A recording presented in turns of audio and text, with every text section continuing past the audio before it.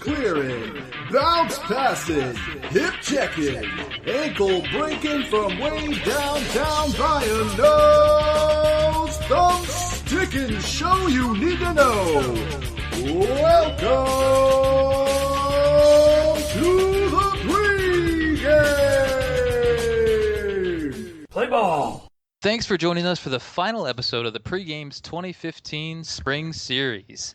The Pregame is the official podcast of Box Score and part of the Rated M Gaming Network. It's Monday, April 13th, 2015. I'm your host, Colin Perkins, here along with our color commentator, Philip Stella. Hey guys, how's it going? Our special super podcast guest star, Rory James Wood. Hi guys. During our spring series, we've been focusing on baseball. We'll be talking about all the other sports games that have been released this year. But since baseball season's finally started, the games have been released, the reviews are out. We are going to be focusing on our review show and talking. There's a handful of games that we'll be bringing to you during this episode. But before we start, we want to dive into the last week's Pay Up Bet. So, I just want the record to show that I am protesting this, but Colin was nice enough to allow me to, instead of actually taking a wad of real dip, I am taking a big wad of Big League Chew. I'll be chewing it throughout the show, so I'll try not to smack it too much. I don't know if you can hear the package here. The package, that's right. It's original bubblegum flavor. I didn't do the grape or anything like that. So how did you come about getting out of this? Exactly, Philip. So I don't want to sound like a big whiner. So let's just say that I lost 2-1 in the bottom of the ninth inning, and I would have called for a replay. Let's just say that. I would have sent it up to the booth. Hey man, the Twins won fair and square, if you ask me. So I won't really talk about what happened. Let's just say there was a double play in order, and it did not get finished. So I lost 2-1. So I'm a man, and I'll just take the bubble gum here, as much of a man with bubble gum can be, I guess. Take it deep. Here we go. That bad boy. There's a big old dip for you right here. Holy shit. It's really powdery. Sounds delicious. Mm-hmm. Taking me back to my childhood. You guys remember tongue splashers? No. I did not. Me neither. Those were delicious. Sounds awful. Weird. They would basically they were like big gumballs, and they would give you a bunch of colorful spit, and I felt like a big leaguer because we were all spitting in the dugout. I don't know. They were cool. Oh, man. If the listeners out there have heard of them, give us a nod on Box Score Community. We expect a couple bubbles, and we want to hear it really loud and clear during the show. So, Okay. I always Jaw's feel like already Big Chew tired. is actually pretty rough for bubbles, but maybe my memory is way off on that. We'll see what I can do. I think it gets tough pretty quick. I should trim my It's got beard. a shelf life of 5 or 10 minutes. And then That's where leather comes from. Ah. All right, guys. Well, Phil's chewing his Big League Chew, paying up. Why don't we dive into a quick what we've been playing sports-wise? Baseball's coming up, but there's other sports games to be played. So, Rory, have you been playing anything? I know you're here to talk the show. What else have you been up to? That's the only sports game I've been playing. I don't know how strict you guys are on. Am I allowed to even whisper other games that aren't You sports can whisper games? other games if you'd like. Tell us what okay. you've been doing. All right, guys. Well, I won't dive deep into it, but I've been playing Bloodborne. Really, really enjoying that. Nice. And I played The Order since the last time we chatted, and I thought that was an okay experience. Pretty mediocre overall. And I've been playing a bunch of the show. Really enjoying that. But we'll dive into that in a little bit. But that's all I've been really playing. Phil, can you talk now? Have you chewed enough of the gum to I mean, tell us what you've been playing? I'll kind of stick it in my cheek here for a second. I'll chipmunk it. So, I've been playing. Oh gosh, I almost swallowed it. I've been playing a lot of Forza Fast and Furious. Yes. More on that game later. That's been a really fun experience. It's just a slice of the racing pie, but it's perfect for me. It's something that I can jump on and like play around with. I love the drivatars. I love them more now than I did before when I tried the Horizon demo. Horizon 2 demo, I should say. I love seeing like you show up on my screen. I'm like, oh, there's Phil. And I probably drive like an asshole. Like I saw Drew, host of Rated M for podcast. He was driving, like he passed me because I was kind of just like perusing the landscape. He passed me and then he did like out of nowhere, he just does a U-turn in the middle of the road and starts driving down the wrong side of the road, ramming into cars. I was like, wow, that guy's crazy. Jesus, this is hard. So what is it about these drivatars that you find better than Horizon? Because it's the same thing, really. It's the same game, I think it's the same, yeah. I think maybe I've spent a little bit more time trying to like this game than I did with the demo. Maybe because that was a demo, I really wasn't seeing that shared world like I am with this standalone expansion. So I never really got into Forza 5 when the Xbox launched because I don't know, I'm not a huge racing fan. The Need for Speed Rivals was welcome, and I think this one's even better. So yeah, we'll talk more about that later. But I've been playing. I got back into UFC, Colin. Oh, give it another go. I gave it another go. I created like a whole new guy and started over, and I actually put it on easy. How'd you do? I'm doing well. I think that's the difference. Put it on easy. Well, there's like even an easier level. So, oh really? Yeah, I can actually win now, so that's good. So I'm giving that another go, and I've still been playing NHL 15. Obviously, my Bruins were sadly knocked out by the Tampa Bay Lightning, who I have slated to win the Stanley Cup, by the way. Nice. Boy. So I am recreating my dream world within a virtual world. Hey, that's what it's for, right? That's right. That's right. Well, I'm actually going to start diving back into NHL 15 once I get the playoff rosters updated. I'm going to dive into a playoff and see how well I can do with my Wild. So they actually made it. Congratulations. Well, yeah, they had a good run at the end of the season. So we'll see what happens. I'm excited. I got playoff tickets, so it'll be fun. Been doing that. I've been doing Forza with you, a little Fast and the Furious. And that actually, so that's marketing brilliance, right? And again, we'll talk about this later, but that got me back into racing. Like I'm on board now. I'm excited for our summer series. Yeah, like, let's go. I'm already looking at Forza 6 stuff. Yeah, man, I'm in. Nice. I'm in. And then baseball. So as you guys know, I'm not a PlayStation 4 owner, so I'm relegated to my RBI Baseball. And then I also dove into a little of the Out of the Park 16 and MLB Manager. So yeah, I've been doing quite a bit of sports gaming since we talked last. As you guys know, the Pregame is the official podcast of Box Score. Our Facebook group has been talking all sorts of sports.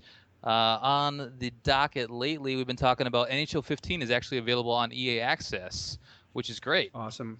Yeah.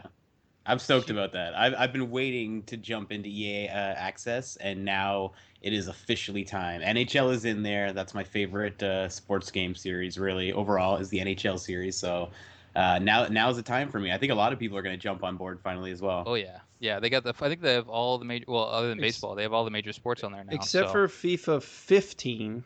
Right. It's got all the latest editions. So, but they got 14. So they do have 14. You can 14. play soccer, you can play football, you can play basketball, you can play hockey. So you can fight UFC. So they got everything in there. It's for $30 a year. I mean, it's worth it. It's a no-brainer. No-brainer. When I was playing a little MLB with my buddy the other day, we titled it Ed versus Rory, and we're gonna do that starting next weekend with now that NHL is in part of EA Access. So we're gonna do the Ed versus Rory, and we're just gonna play a different sports game each week, and I'm gonna hopefully kick his ass and mop the floor with him every single time. Awesome. But we'll see. That sounds good. So one of the other big topics was the 2K Sports reversing the NBA 2K14 server shutdown. Do you guys hear about that? Yes. That's pretty ridiculous. I mean, the fact that they thought that they could just pull the plug less than a year after the game. Well, I guess it was a little over a year after the game was released, but still, like people were still playing that game. Wasn't MLB doing the same thing? Did we talk about that a lot on the past show?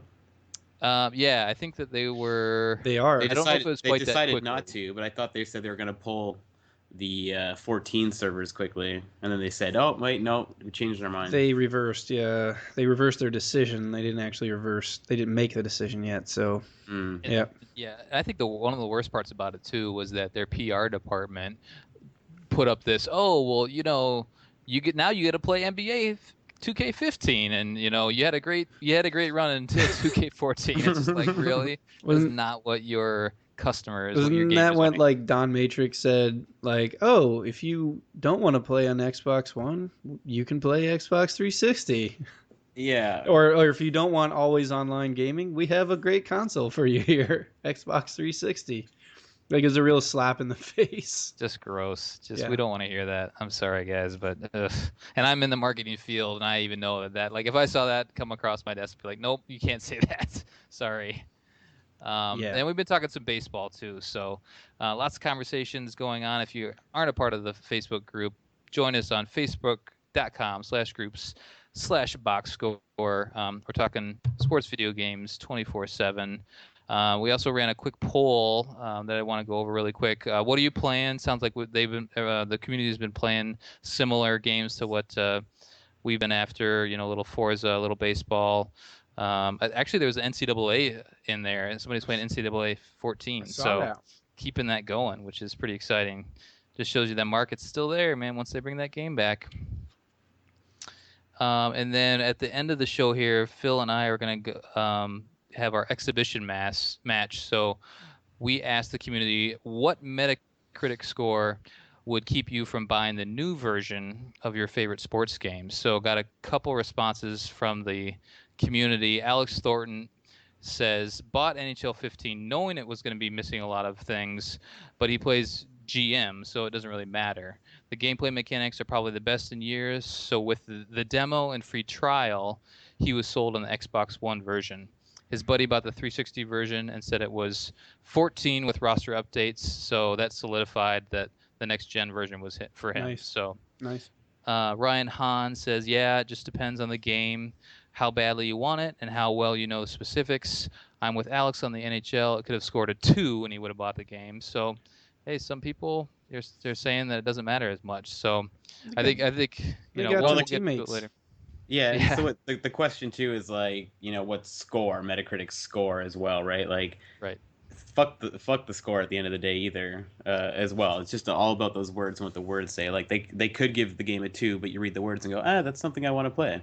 Mm-hmm. Like I can live with those hiccups or those faults. So, all right, guys. Well, it's a whole year between games, and I'll elaborate more on that when we have that exhibition match. But so it's baseball season. It's finally here. I don't know if you guys have gone out to a game, but I've watched a little bit of my Twins play. It's not that great. We've won one game so far. We lost by like 10 tonight. What can you do? Ouch. What are you guys big baseball guys? Have you been watching it all so far? Again, like we were talking before the show, I haven't been able to actually watch a game, but I am a Red Sox fan, and I've been basically watching the stats, if you will, on the phone. Are you a fantasy guy or?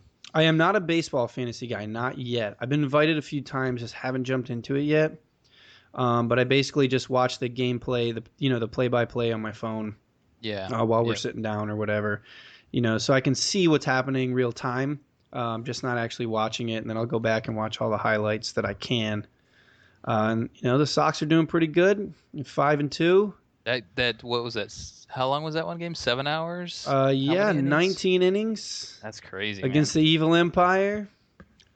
Yeah, that's the way to do it right there. I feel like every time, I fire up a new baseball game, like one of my first games goes like 12, 13, 14. Like I can't beat the computer. This goes forever. It almost feels like one of those early season video games for me. Oh man, it was perfect. And then we came back in the morning and beat them again. So yeah, hitting the ball wicked hard. Nice. How about you, Roy? What do you've been following? Not a whole lot, man. I'm the worst when it comes to keeping track of the sports ongoings these days. Even back in the day when like I loved baseball like to a hardcore extent. I mean that I don't know. I guess like the most hardcore would say it was like casual hardcore. Like I played baseball competitively. Used to grew up loving the Jays. Used to go to all the ball games. Collected all kinds of fun stuff. But I was never into like sports and stuff, the stats and such like that. It would just like I just loved watching the game, loved playing the game, but stats I never kept track of a single fucking number whatsoever. And when I cut cable a couple years ago, my sports watching just sort of went out the window. So now I get my sports fun from basically playing my sports video games. Yeah, I'm the worst fan. I kind of just go and hang out at the bars during playoff season and just like jump in and have some fun. There's nothing wrong with that. You mean you know enough about the sport to be like, all right, I can follow this. I mean, that's kind of where I'm at with a lot of sports now too. I can follow what's happening when I jump in. Nope. You may not know who's swinging the bat, but you know how the game's played. So, yeah, that's cool. All right, guys. Well, let's start talking. Start talking these baseball releases now. So, as we've been leading up to this show, we've been talking about MLB 15, the show, little RBI Baseball 15, Out of the Park Baseball 16. MLB Manager, and our favorite Pro Yakyuu Spirits 2015. I also want to mention the cricket. Where do you play that one? Where do you play that Pro Yakyuu? You can do that on the PS3. Yep. All right. Or the Vita. PS3 Japanese. I'd have to double check if they did actually make U.S. ports to that, but I know it's available in Japan. Actually, I feel Pro like that's probably Yakyuu, a pretty good baseball game. Have you guys played it? It's actually a really good baseball game. Yeah. Yeah. From what I've seen, I wasn't able to collect much information. We could cover off on this game really quick, but the virtual footballer had a YouTube video. So I popped that up. I really couldn't find anything with the new game at all, but he loved the game. It looked gorgeous. He was saying that it's a very precise baseball game. Yeah. And Pro Yakyuu actually, RBI Baseball, the original that we all love from way back in the day, in Japan, that was a Pro Yakyuu game. Yep. So it's that same franchise that's been going for all these years. That's awesome. And they've been perfecting their craft. Well, Japan loves their baseball. They do. Oh, absolutely. Yep. And we try to steal some of their better players from time to time. So, they got a great baseball culture over there. I wouldn't say steal. We do pay them quite a bit of money. That's true. That is true. Hey, my Xbox just turned on all by itself. Just don't want to alarm anybody here, but yeah. Did it get excited talking about a little? I don't know. I don't know what happened. My TV just turned on as well. Crazy. It's like stop playing that PlayStation thing and come back. So there is a cricket game out too. I couldn't find any information about it, so we're not going to cover it on it all. But ICC Pro Cricket 2015 came out for PC and iOS. So just so you know, that's an option as well. You never know. Playing a cricket game, I would try that. No, I would too. I actually would. If the Don Bradman, we talked about it in one of the earlier episodes, but Don Bradman actually is supposed to be a really good cricket game, but it's full price. I'm not going to play full price for a cricket game. Sorry. No. Knock it down to $10. I'll buy it. I'll give it a go. The only kind of cricket I'll play is $20 cricket. You cheap bastard. I don't know cricket. I don't even know the rules. I'm just playing, man. I would be the same way, but I figured I'd throw you two under the bus. I work with a South African guy, and he pays attention, man. He's all over it. It's everywhere but here. Everybody loves it. All right, guys. Why don't you take us through MLB 15, the show? Rory, you are our expert. You're the PS4, actually the brand new owner of a PS4 owner. Yay! You had sold your PS4 back when it came out. Yeah, I didn't even get to enjoy it when I first got it, so it was out of my hands so quickly. Yeah, so why don't you guys dive in? I know, Phil, you have been digging deep on some of the reviews. What have people been saying? Well, what are they saying? I'll tell you what they're saying. Wait, let me review this bubblegum for you. How's it going? I've tried to. I've put some more in. Okay. And I've tried to blow bubbles, frantically, and I can get the bubbles, but no popping.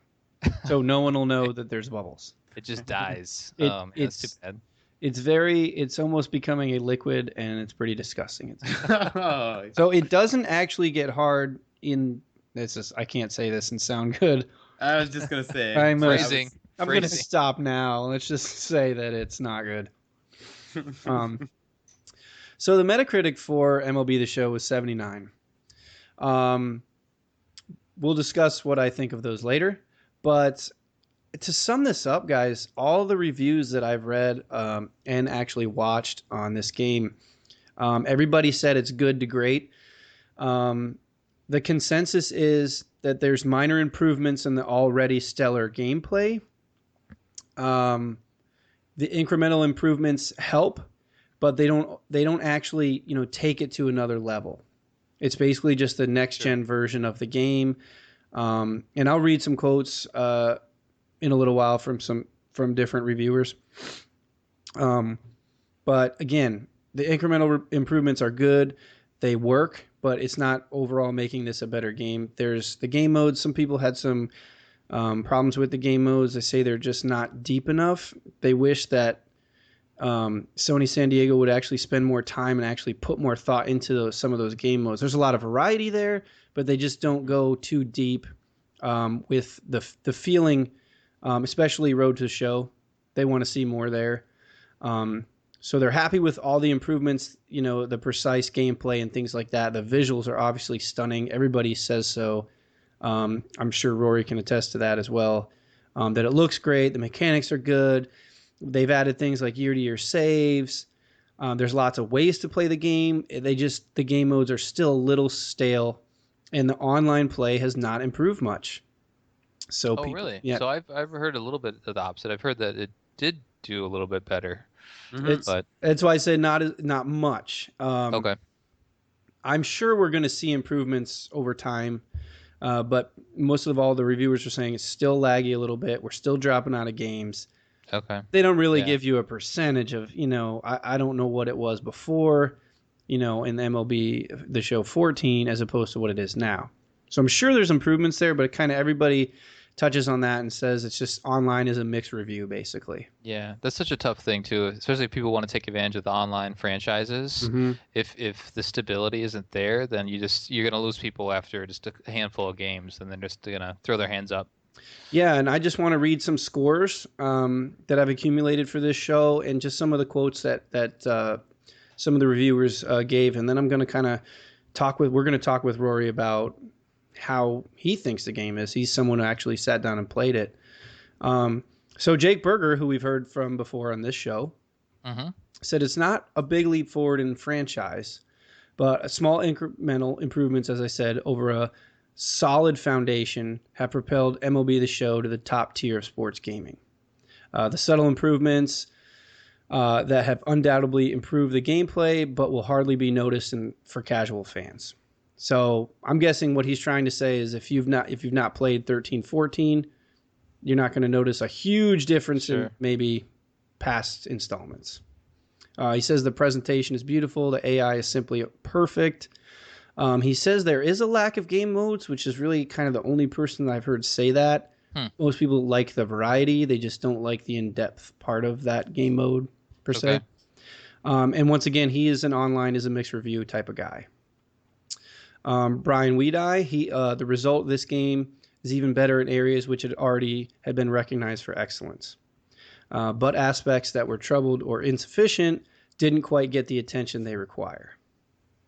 There's a reliability to this series that few other sports games can even argue they approach, which I think is what I hear from everybody is this sports franchise is just as solid as they come. Right.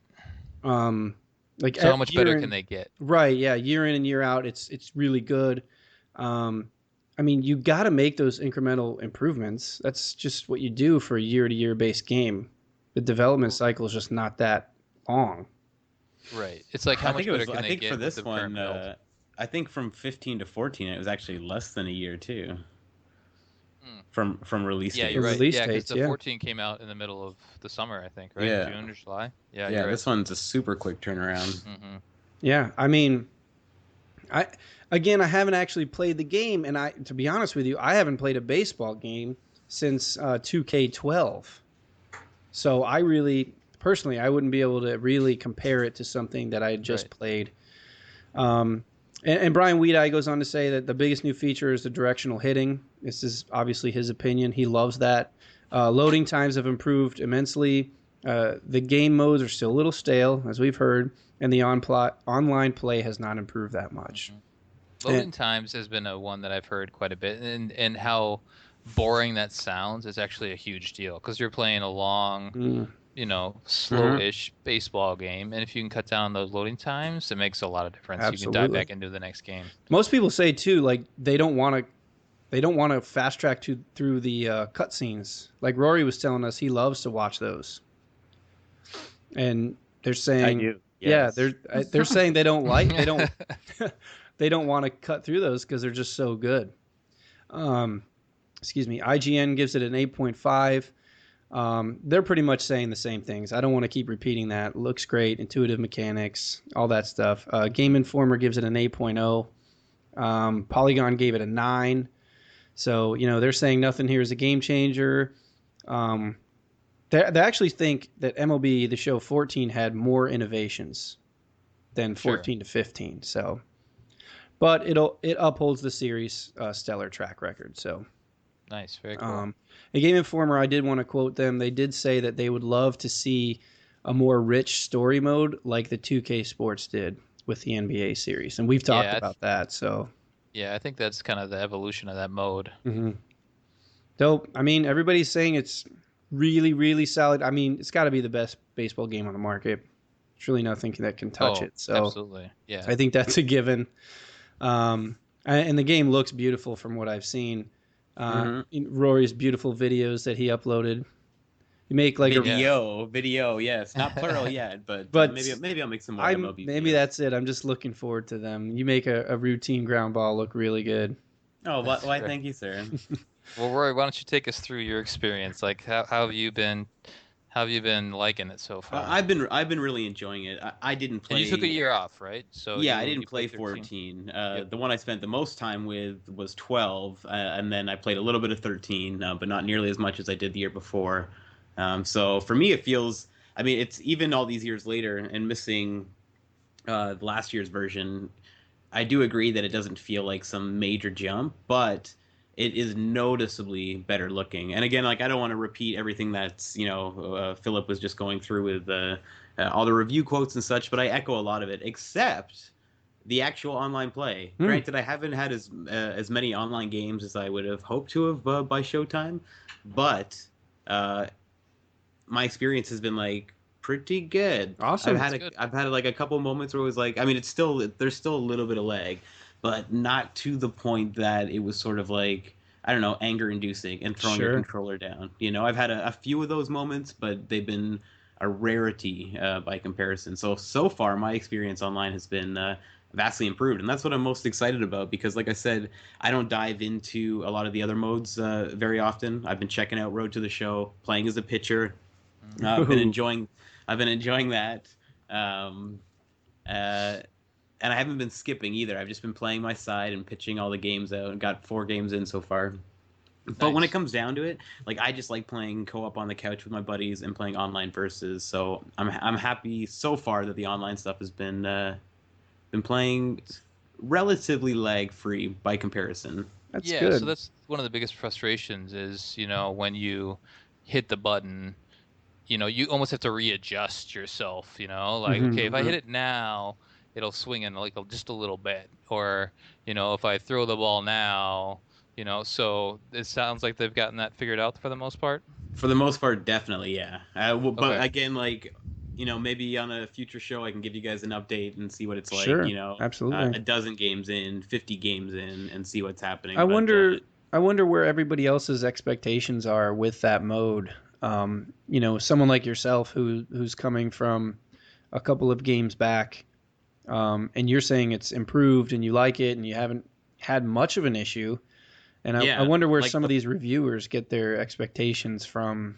Who knows? I mean, your connectivity to servers and stuff. Sure. I could just be getting lucky. I could be playing like when it's not super peak traffic, perhaps. Yeah. But who knows? But my experience so far has been okay.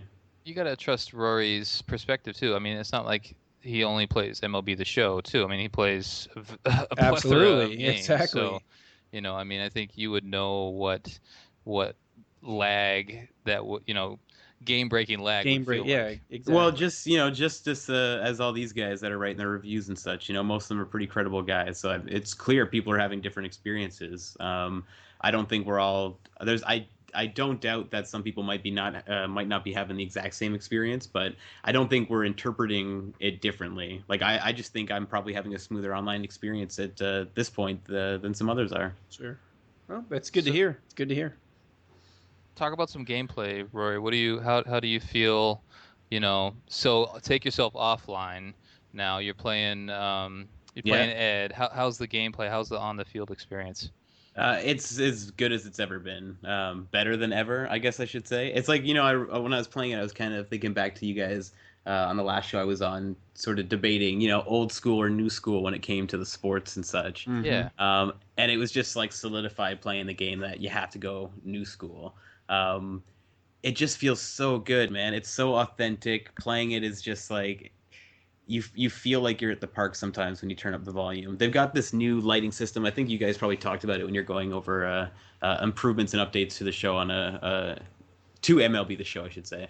But anyway, they got this like the sun is dynamic, and depending on the time of month it is, the season is, it's in a different location, and the color temperature is a little bit different, and the real time shadows change. So as you're playing the game, the stadium completely sort of like transforms in light and shadow. The crowds look amazing and dynamic. It just feels like you're at the ball game. It's pretty awesome. That's great. That's so cool. I'm glad that they. Sorry, go ahead, Colin. Oh, I was gonna say that's so much more meaningful in a baseball game. I mean, you need crowd and atmosphere in every game, but when baseball's a little bit slower than the other major sports that we're used to, when the crowd can add that atmosphere, it makes such a big difference. No, it's good. And I had the same experience my buddy Ed did. Like when he first saw it, he was like, "Oh, I don't know if it looks as good as I kind of imagined it would look once I saw it on the TV, in front of your eyes."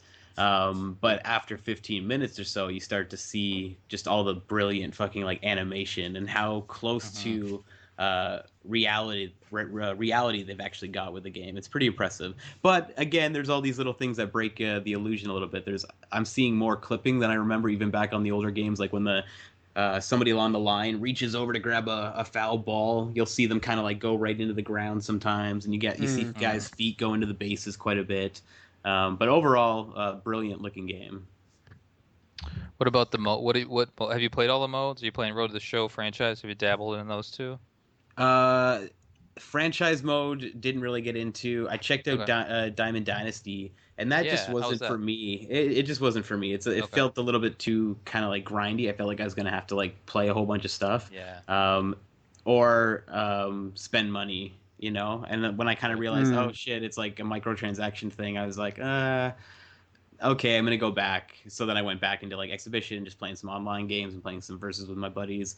And I'm 4 games in on my Road to the Show playing as a pitcher. I don't know why I chose to play as a pitcher. I thought that'd be fun.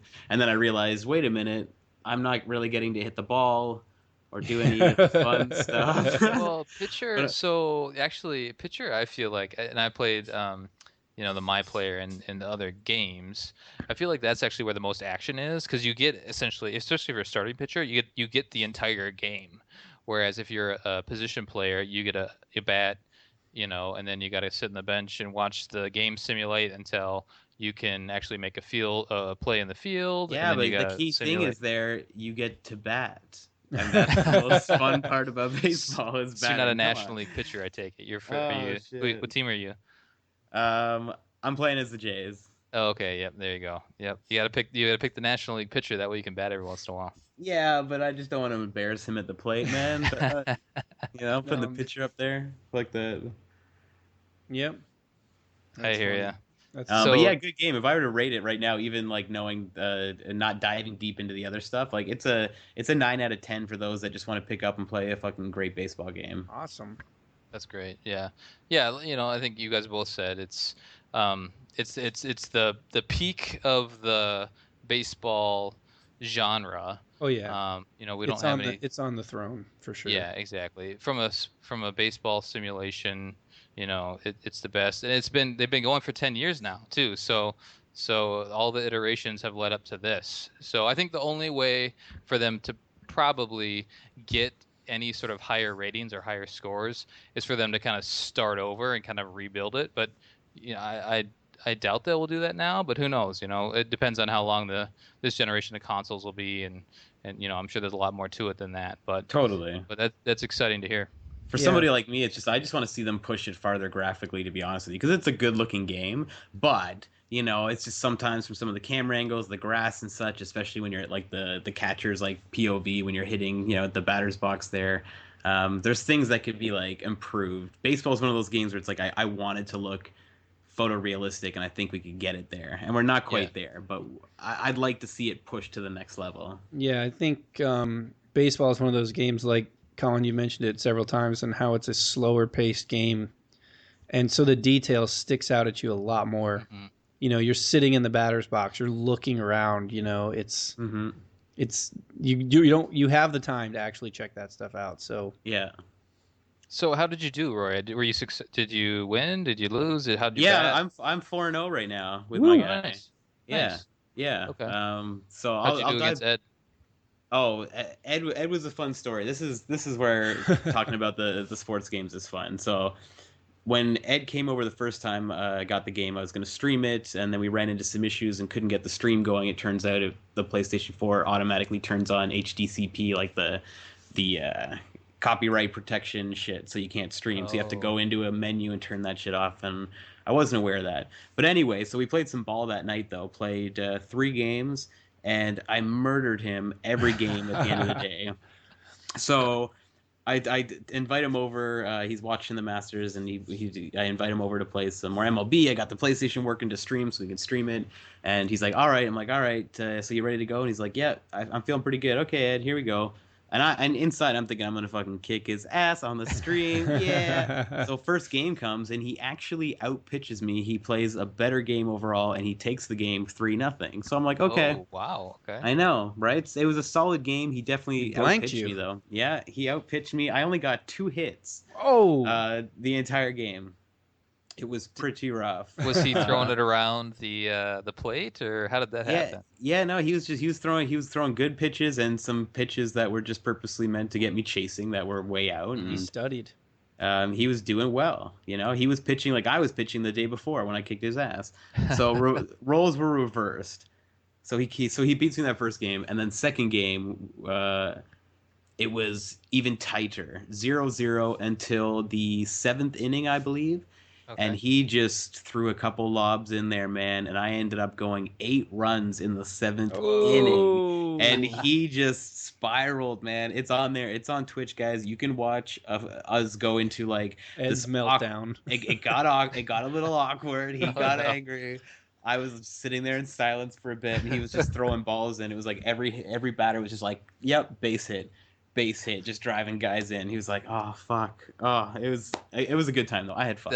That's the best and worst thing about playing couch co-op is because if somebody else starts just whooping the other guy, fisticuffs. Gets so angry. Yeah, and of course, people are hanging out watching, and he's just like, damn it all the hell. But it was a good time. But that's what I love about baseball. It's a lot like golf in a sense, where one bad hole, one at bat. Like all it can take is like one little fuck up and you can put yourself in the worst position possible. I mean, this is true for most sports really, but I feel like it's magnified with baseball and golf. And that was an example of it. He outplayed me the first game. He was giving me a good run that second game, and he just had one little mistake and he let me get on base, and then it was all over. I mean, with baseball, it's kind of different than any other sport, with the exception of hockey, because you can keep scoring. In every other sport, they score, you get the ball back. Baseball, if you get into a bad inning, there's no time limit. Like, you can just keep adding it up, racking up the runs, and it's drive you mad. Yeah. That's right. We'll shift gears to RBI Baseball 15, out for the PS4, Xbox One, PC, also smartphones, both Android and iOS. So I dove into a little RBI Baseball 15 myself. I hopped on Metacritic real quick, and not enough people have reviewed the game to give it a Metacritic score. Well, I thought it only needed four critic reviews. Exactly, and I don't think it only had 2 or 3. So you can give it the 4th. Yeah, it just kind of shows you how much people care about RBI 15. But Xbox owners care about it. So, I decided to dive in. IGN. So there was actually, I think there was a 60. I'll read the 60 score off, and then IGN gave it a 49, which is funny because they weren't quite comfortable giving it a 50 or a 5 out of 10. They were like, all right, well, it's not quite a average game or whatever a 5 is in their scale. So they gave it a 49. Yeah. But US Gamer gave it a 3 out of 5, which is a little bit better. That's not bad. Jazz Rignall was the reviewer. He summarizes his review. He says, a retro feeling throwback to the days of arcade baseball. It offers simple, basic fun, but the pitching and hitting just doesn't feel robust enough to appeal to anyone other than most casual baseball fans. He does a good job of summing up the experience. I think you can't expect as much from a game like RBI 15. It's developed by the league, which thank God they're developing it, because otherwise the Xbox side of the equation wouldn't have anything. But you just have to set your expectations accordingly. It's an arcade style game. The first iteration was last year, which is essentially RBI Baseball 93, only with better graphics. So they hadn't pulled in any of the the newer gameplay modes or stat tracking or anything that we're used to. So that was a little bit of a I don't know, just off-putting, I guess, for some people. This year, they've actually updated a bunch of those things, so you can play a full season with stat tracking, which is fantastic. You can do some online gaming now. You can play your playoff modes. So they've added enough to make it worth your time. I've actually followed a Twitch streamer, and I'm waiting for him to stop showing up on my alerts, but a guy by the name of Dienerbone, he's been playing RBI Baseball since day one, since it came out. So it's been almost 2 weeks now. But every day, Dienerbone shows up in my alerts, and he's been playing RBI 15. So, I mean, he loves it. But yeah, I actually enjoyed my time with it so far.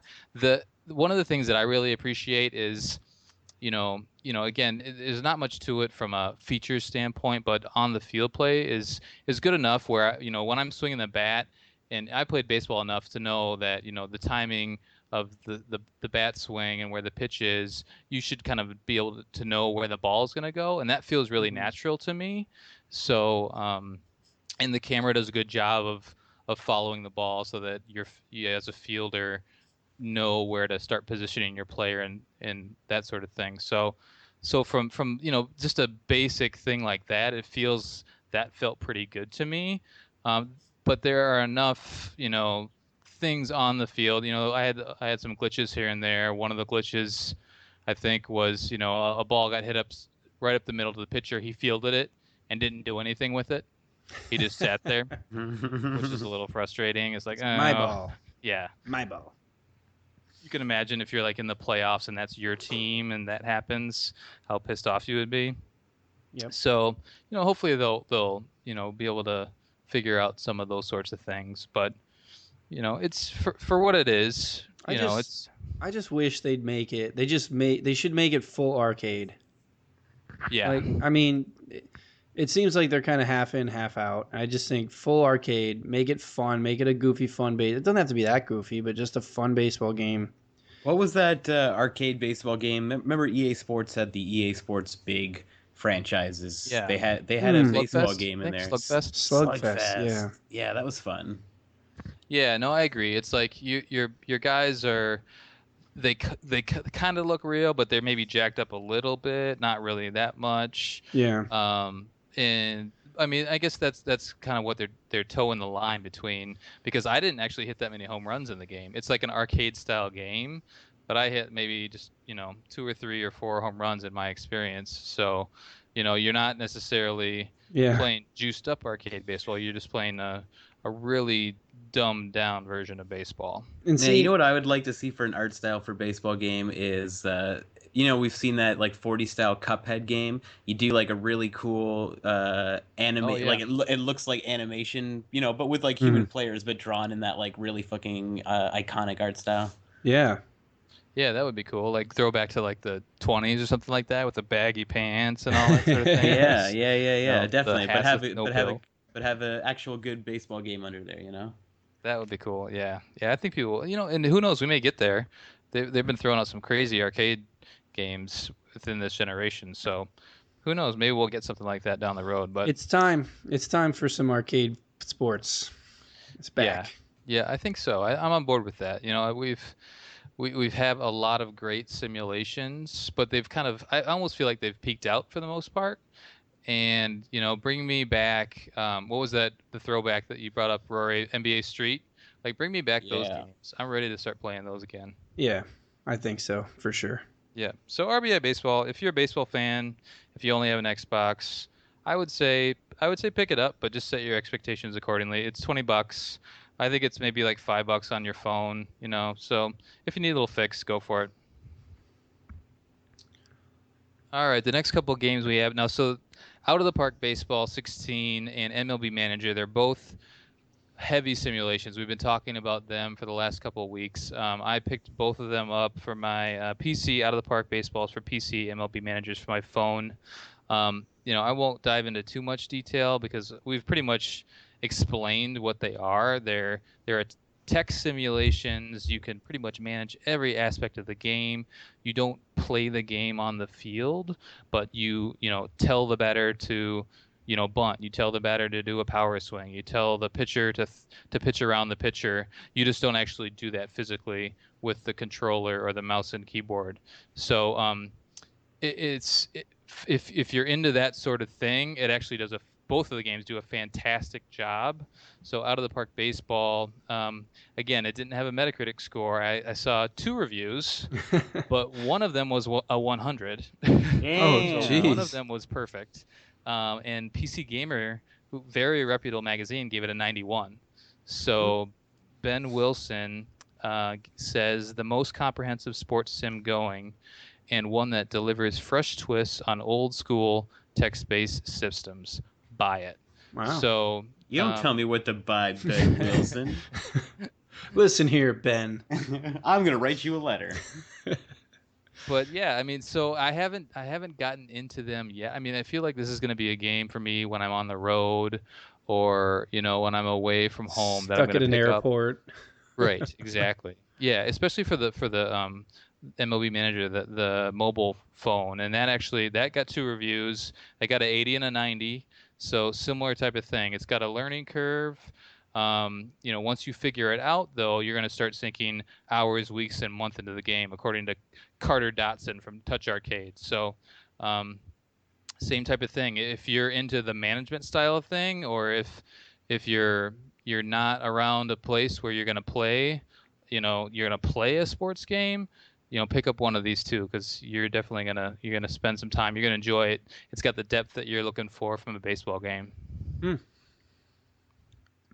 Interesting. I don't know if I'm into those kinds of games, but I can see the draw for people who are, for sure. Yeah, I think it takes a certain type of person.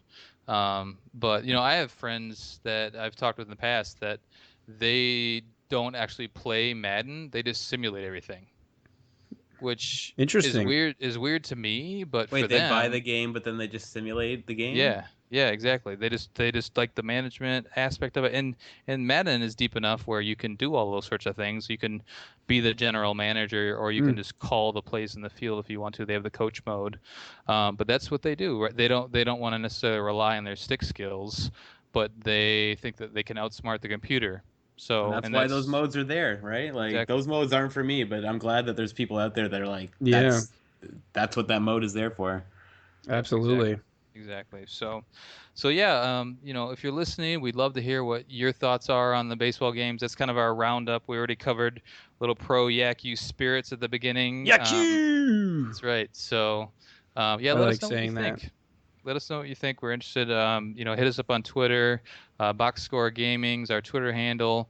Join our Facebook group if you haven't done so already. Yes, do it. All right, so we got a couple segments left. We wanted to talk a little bit about Forza Horizon 2 presents The Fast and the Furious. Have you guys played it yet? Yes. You know I And have. and I know you both have because I've seen your drivatars, and every time I see your drivatar, I want to, like run you into a wall or something like that. You do? But what do you That's not very nice. what do you guys think? What's your impression? You want to go first, Rory? Yeah, sure. Go I'll ahead. go first. I like it. It's a fun distraction. It is just a slice of something that I've already played before in Forza Horizon 2. Now you've got some different cars from the movie, and they added boost to it. But it's fun. I really like the Horizon series, and Horizon 2 is probably the best racing game out there right now. If you just want to have fun, outside of a true simulation. So give it a shot. You know what? It's not even free anymore, though. I was gonna say give it a shot, right? It's free, but it's not free anymore. So Is it on 10 that bucks level, now? I don't know. I don't know if it's any more than $10. I don't think it's worth buying because I feel like you might be able to just get a Forza Horizon 2 demo itself Yeah. downloaded for free. Yeah. And I would just do that because I played the original Forza Horizon 2 demo for hours. There's plenty of fun to be had there for free. So, yeah, I don't know. I thought the Forza Horizon 2 Fast and Furious thing was a fun distraction, but I personally wouldn't recommend spending money on it. If anything, play the Horizon 2 demo and then go buy the full game if you like the demo. I Phil, would what do you agree. think? Well, I'd agree with that. I don't know how much I would spend on it. But I'll tell you, like you just said earlier, I mean, what a marketing scheme that was. Not even a scheme, Right. just a plan. Mm-hmm. Yep. Because honestly, if I saw Horizon 2 on like a good sale, which Xbox Live is doing all the time for gold members, I'd be very tempted to pick it up. Um, I don't know how it would do with the Forza 5 and the Forza 6, which is like the track-based racing game.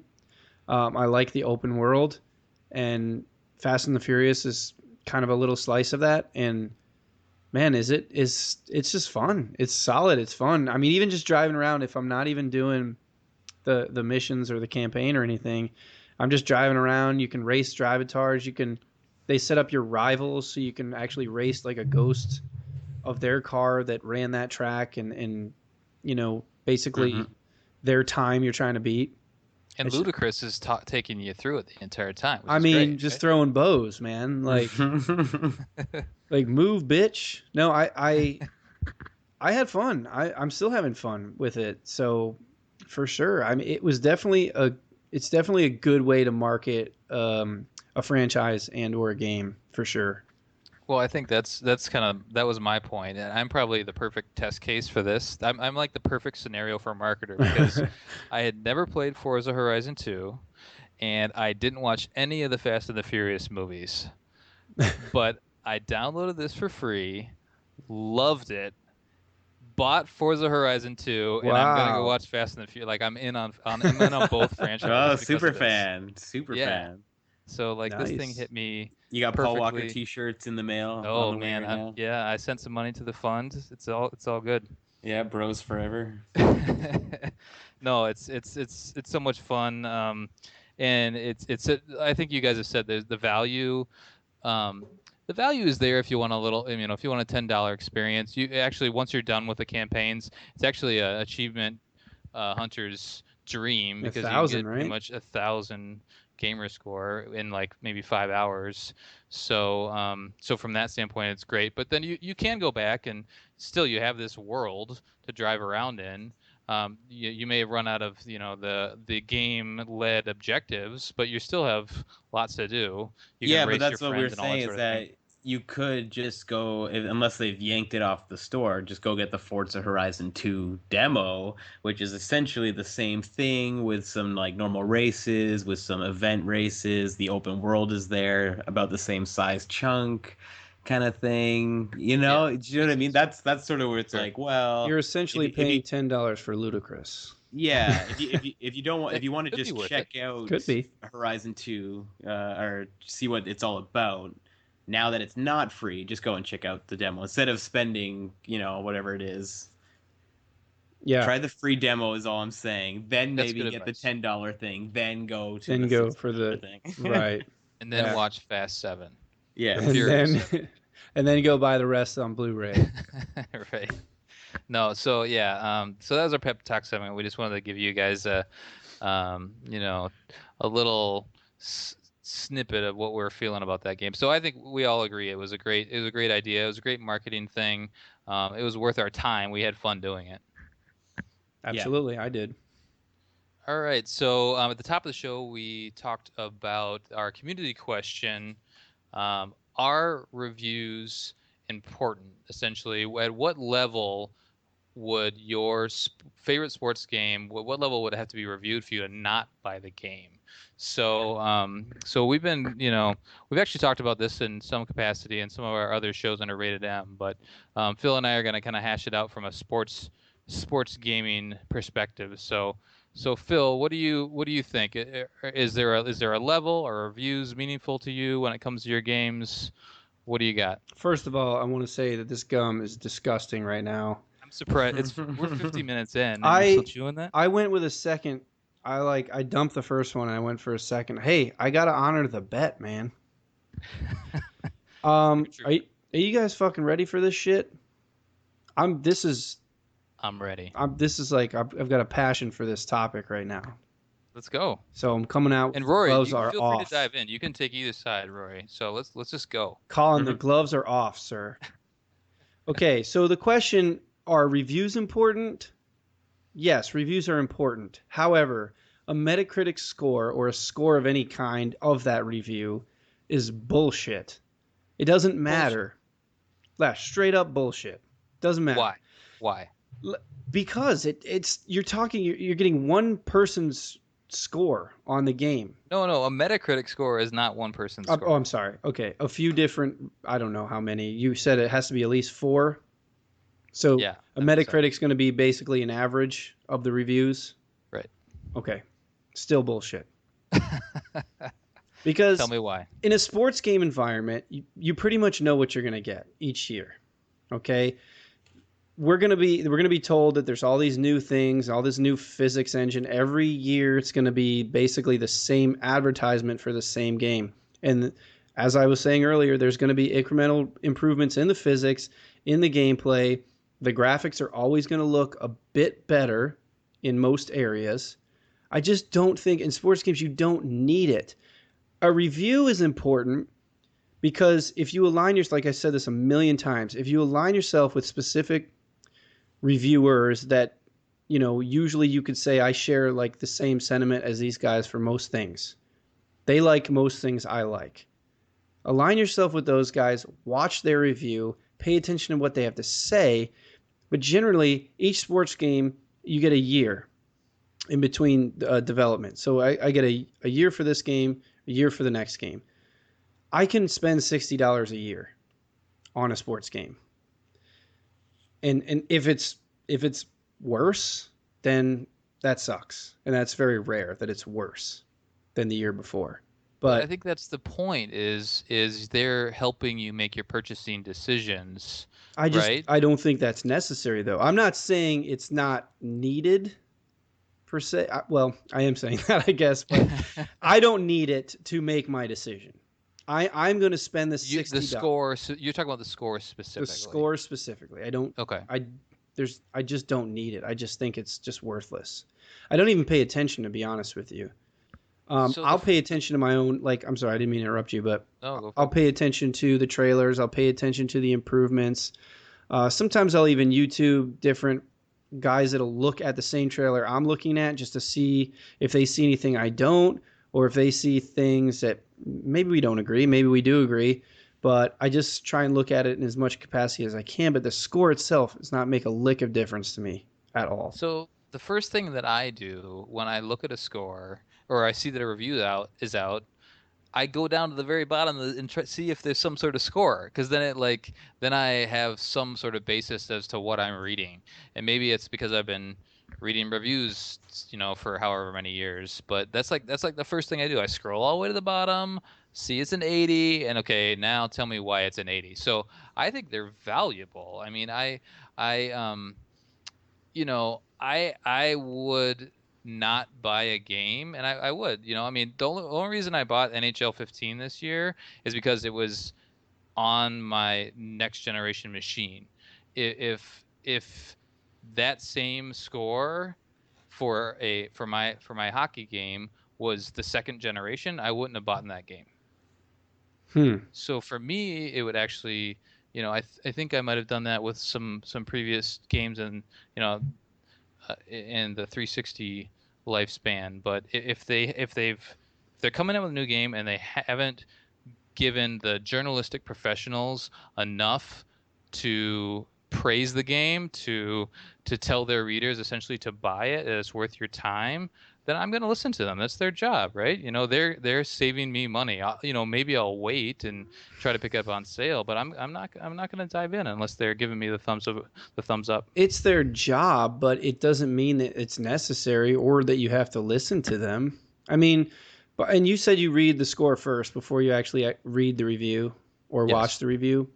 Doesn't that not like tilt the way you're reading that one way or the other? Doesn't it skew that a little bit?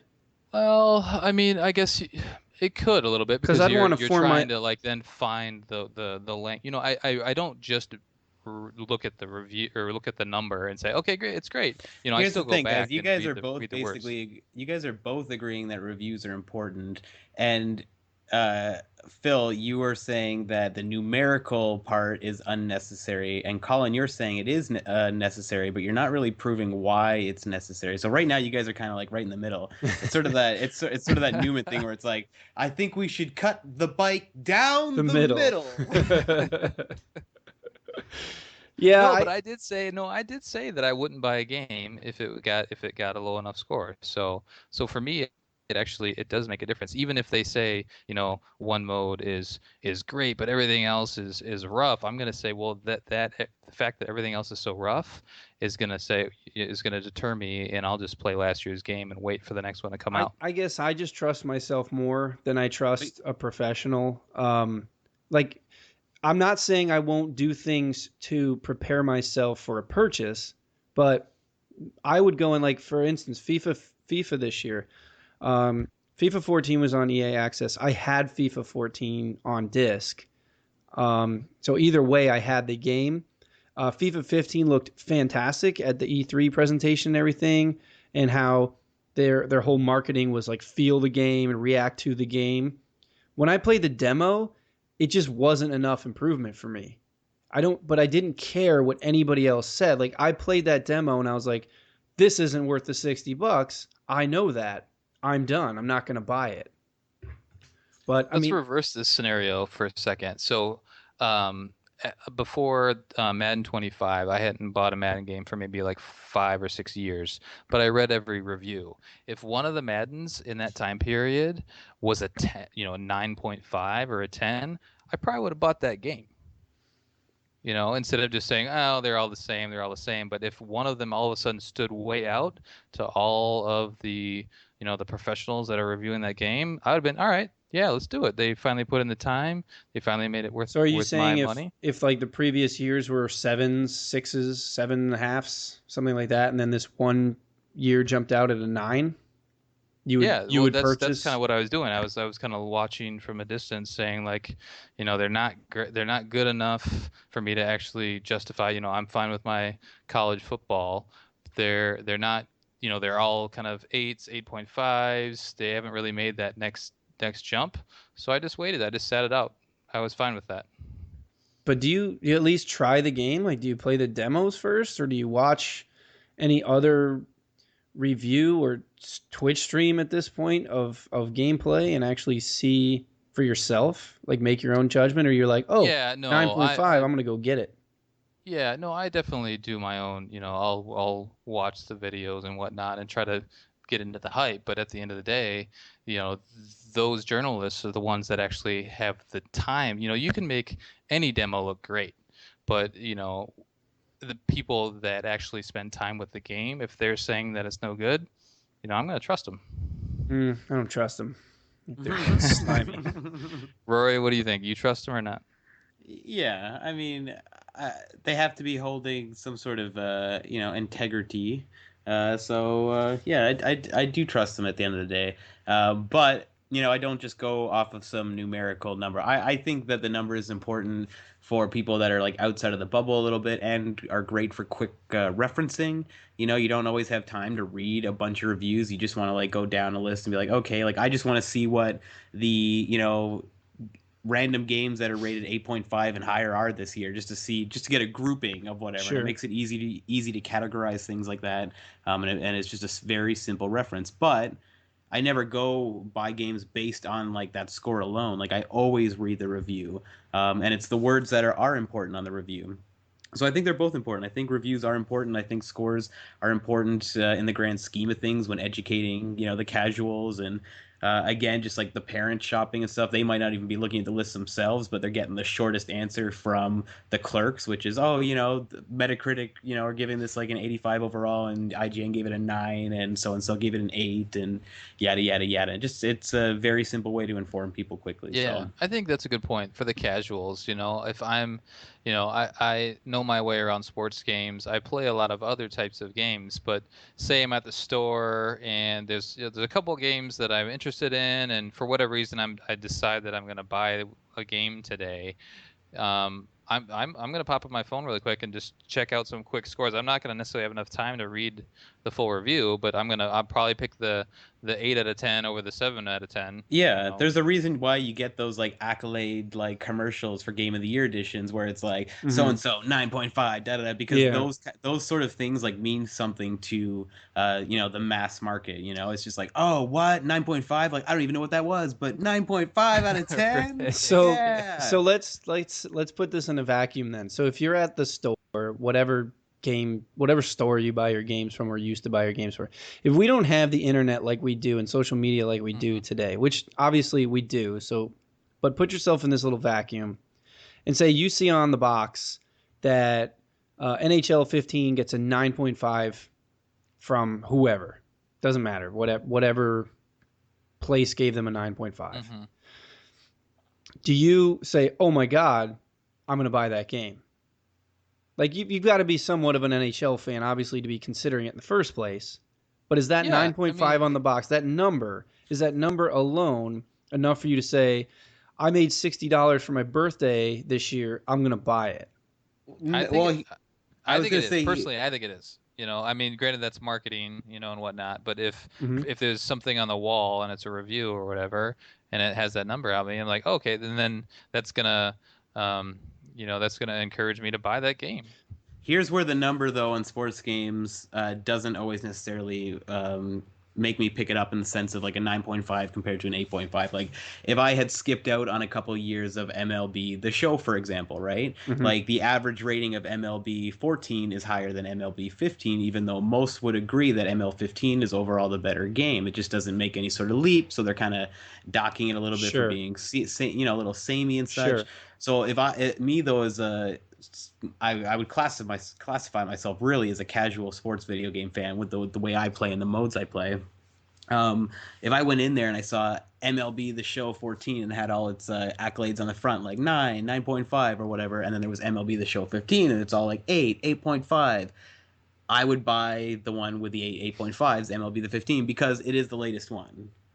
Do you know what I mean, though? Yeah, I think the latest one has a big thing to do. That has a lot to do with it too, especially in sports games. And that's why, again, the numerical thing, you have to read the words, like the numerical thing. This is the same for all reviews, but especially sports games. That's why you see year over year a better sports game get a slightly lower review than the previous year, because you know what, it's technically better all around, but there's just not a lot by today's standards. By pushing a year, you expect more year over year, and they're not quite getting there. So, and I also think we kind of missed the question here, because the question would be, would a low score prevent you from buying a game?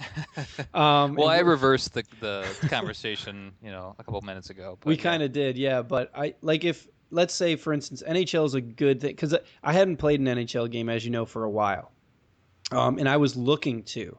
So I was on the NHL, like, I want to buy an NHL game. I haven't played a hockey game in a long time. I'm ready. So if NHL 15 would have come out and be like, it's a 5. Like, it's a 5 out of 10. It's not that great. Some people gave it a 5, just I would buy it. You still would. Okay, so I still would buy it because honestly, I haven't played a hockey game in a long time. Without playing the demo though, in that sense, like because I played the demo and after I saw the reviews and such, and I was like, you know what, I would pay for this, but I don't know if I would buy a 5.0 hockey game without trying it first. I think I would have, and actually, I'm sure I would have because you were ready for a game. I was ready for that hockey game. So whatever that experience was for that reviewer or specific reviewers, I wouldn't have had that same experience because I was not in that loop. I hadn't played NHL 13. I hadn't played NHL 14. So the things that this game was missing, in fact, it is missing quite a bit from those installments. I don't notice it. I don't notice it because I did not have those things when the last time I played hockey. Yeah. No, I think what we're all kind of saying it's nuanced. There's more to it than that, than just the pure score. Everyone's in a different place when they're just making a purchase decision and whatnot. You know, some people may make more of a knee-jerk, score-based reaction, whereas other people, they're gonna take the time to read about the game a little more. And I know there's people out there that literally look at the score and do not read the review. Yes, I've heard. What is that? Yeah, I've heard the same. It's crazy. Well, to each their own. Everyone can spend their money however they like. Fuck that. If you look at the score and don't read anything else, there's a right way to read a review, guys. You read the review. Do it our way. Yes, because maybe the game mode that gentleman likes to play is bad, but you don't even touch that game mode. So, I don't know. I feel like it's the same thing with like seeing a movie. For me, a lot of people say, "Oh, that movie sucked," and I'll go and see it and be like, "That was awesome." What do you mean it sucked? Mm-hmm. Like even people that I go and see movies with all the time, they're like, "It was terrible."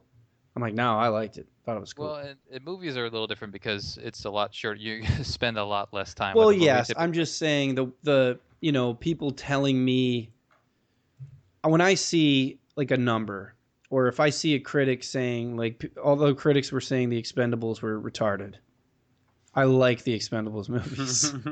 So I'm just saying the number is not going to prevent me from buying a title. If I'm excited for it and I want it, I'm going to go for it. Yeah, and your tastes, right? And I might be wrong, and I might, eat the crow on that and be like, "Shit, this does suck." But it's $60 over a year span, so I'm pretty safe with that. If I was spending $60 every 3 months, I might be a lot more picky. Well, and that's why there's still a healthy secondary market on games. Yeah, true. I mean, that's exactly it. So, hey, if you guys have any strong feelings one way or the other, let us know. Again, we're on Twitter at Boxscore Gaming. Join our Facebook. Talk to us. Let's talk some sports. Let's talk reviews. Let's talk whatever. We actually are going to end our spring series right here.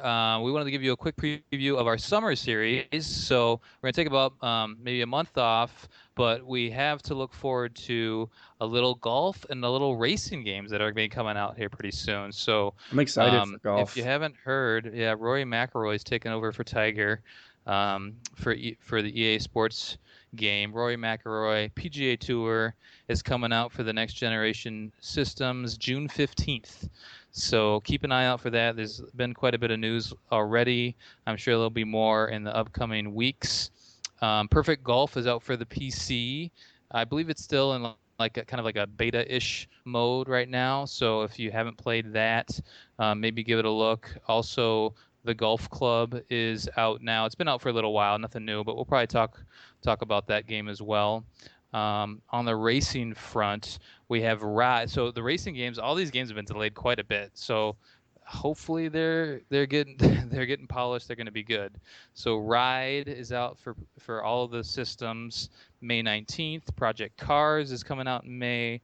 NASCAR 15 for the old generation, which will be interesting. And then we have Forza 6. Then that isn't coming out until the fall, but we may cover off on a little bit of that. So we got a lot of games to look forward to. Yeah, there'll be a lot of information on Forza 6 around E3 time, I'm sure. Mm-hmm. May's a big month.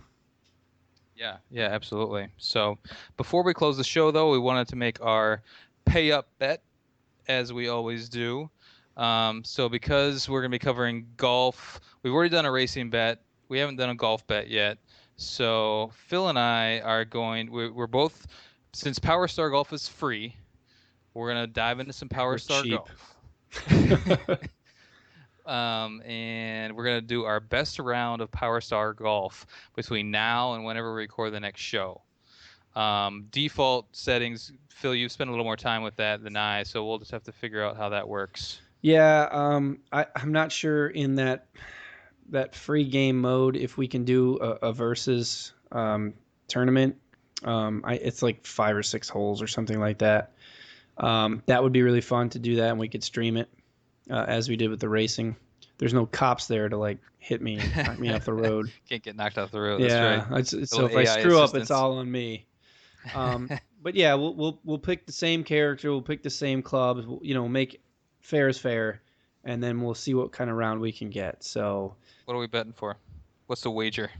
So the wager is going to be the next show we do after the pay up, our first summer series show.